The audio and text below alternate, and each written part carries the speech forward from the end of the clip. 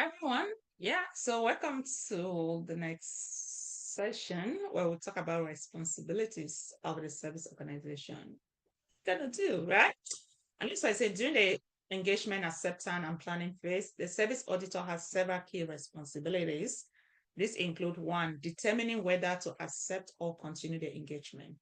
Yeah, they have the right to tell, you know what, based on what we've seen, we're not going to go there, and we'll definitely see why it's so, right?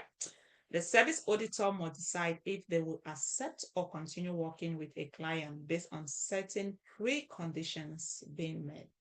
One, if UST is seeking a SOC 2 examination, the auditor must evaluate if UST systems and previous practices meet the required criteria to begin the audit. You see, that is very, very clear, right? And why am I discussing this? Because again, if you need to help your organization to achieve, you act like the liaison with the organization to make sure they achieve SOC 2 Type 2 report. Again, just also understanding what the auditors or service organization will be needed will also help you each time you are involved in tasks like that, right?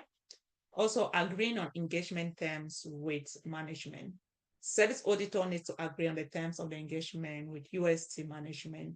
This includes defining the responsibility of both the auditors as well as UST to ensure clarity and alignment. Say, for example, the auditor and UST will discuss the scope of the examination timelines and the roles each party plays during the audit processes, right? Also, reaching an understanding about management willingness to provide a written assertion. Very important. Remember, we spoke about written assertion already.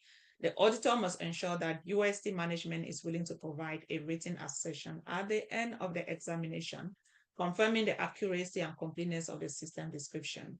For example, the auditor will confirm that UST will sign off on a statement asserting that the information provided in the system description is correct and reflect actual practices, right?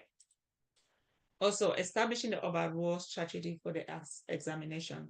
The service auditor will set the overall strategy for the examination, deciding on the scope, timing, as well as approach.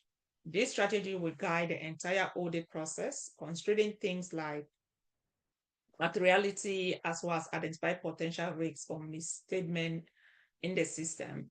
For the example, the auditors will plan the audit, determine which area of USC system will require more focus, such as security control based on potential risks of error. And that's why I say establish the overall strategy for the examination. You always need to know those high priority areas, why you're not going to focus so much on those areas, right? What of performance procedure to assess the risk of material statement or misstatement? Also, auditor will perform steps to assess the risk that the information in USC system may be materially misstated. This involves understanding USC system and how its controls are designed and operated to ensure service commitments are met.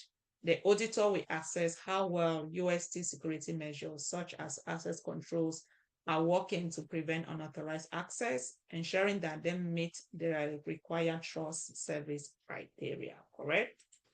And to summarize this, says that first, auditors will need to determine whether to accept or continue the engagement, agreed on term with UST management, clearly defining their roles, confirm UST willingness to provide a written assertion at the conclusion, develop an overall strategy for the examination, considering risks and materiality, and then assess the risk of material misstatement in UST statement.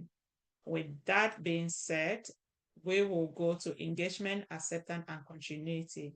What does that really mean? I don't want to make this video too long, so I'll definitely see you guys in the next video, okay?